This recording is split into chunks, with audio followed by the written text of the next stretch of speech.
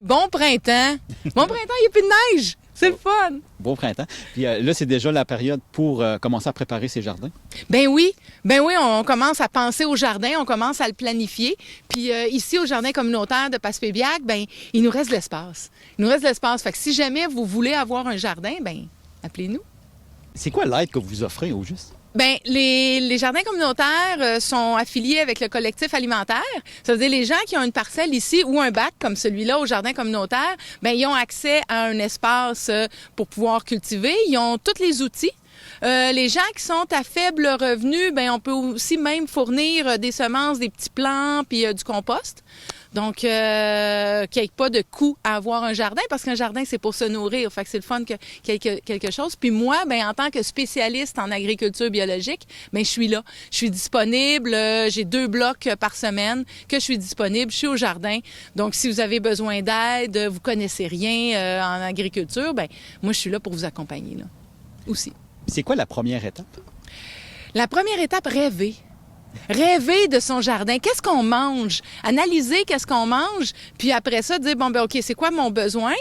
Puis après ça, ben nous appeler. Appeler au collectif alimentaire. Et puis le collectif va communiquer avec moi, puis moi je vais communiquer avec vous, puis on parle ensemble, on discute, on voit c'est quoi vos besoins que vous avez. Parce que si vous voulez avoir, on a des parcelles au sol qui sont plus grandes, mais c'est plus de travail. Donc il faut désherber, il faut être là plus souvent. Les gens, c'est un jardin, c'est comme mettre un bébé au monde. Il faut s'en occuper tout le temps parce que si à un moment donné on oublie de le nourrir, on oublie de lui donner de l'eau, ben il va mourir. Donc quand on veut avoir un jardin, c'est de la naissance, ça veut dire du printemps jusqu'à temps qu'on ait récolté à l'automne. Puis à l'automne, en plus de ça, on donne des ateliers ici pour faire de la transformation, pour pouvoir garder, avoir des légumes pour en manger même en hiver. Donc, on a les parcelles au sol où il y a plus d'espace, mais plus de travail. Puis les gens qui ont plus de difficultés, un certain handicap ou plus âgés ou qui ne veulent pas se pencher pour X, Y raison, bien, il y a les bacs qui sont debout.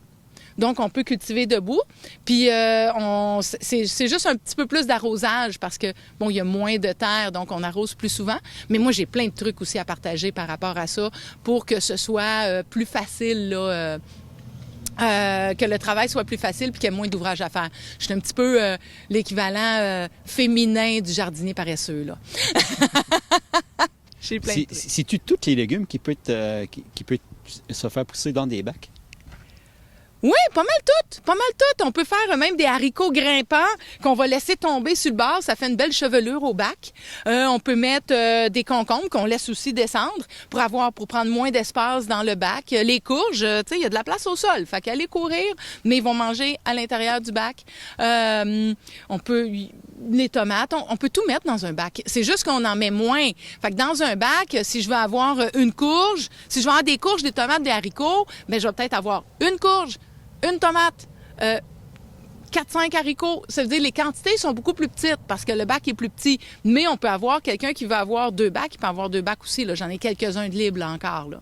Mais c'est une façon différente de cultiver, mais c'est pas mal meilleur sur le dos aussi. Là. Fait qu'à Bonaventure, c'est pas mal complet. Si ça passe bien qu'il reste quelques places, il faut que les gens ils se manifestent quand même assez vite. La seule exigence, c'est d'être membre du collectif. Oui, bien, si vous n'êtes pas membre du collectif, vous le devenez. Fait qu'on va faire une rencontre vers la mi-mai. Ça veut dire, si vous voulez vous inscrire avant, si vous êtes intéressé, avant la mi-mai, je vais faire une rencontre avec tous les jardiniers. C'est le moment où on parle ensemble de comment qu'on va travailler ensemble, qu'on parle, on se rappelle un peu c'est quoi les règlements de la bonne vie, tout le monde ensemble, parce qu'il y a à peu près une vingtaine de jardiniers ici au jardin. Fait que comment qu'on fait pour travailler ensemble aussi? Bien, chacun a son bac, chacun a son espace. Mais tout le monde a des voisins. Hein? C'est comme à la maison, dans notre bloc appartement, bien, j'ai mon appartement, mais j'ai des voisins autour. On a des endroits communs qui sont l'escalier, la porte d'entrée.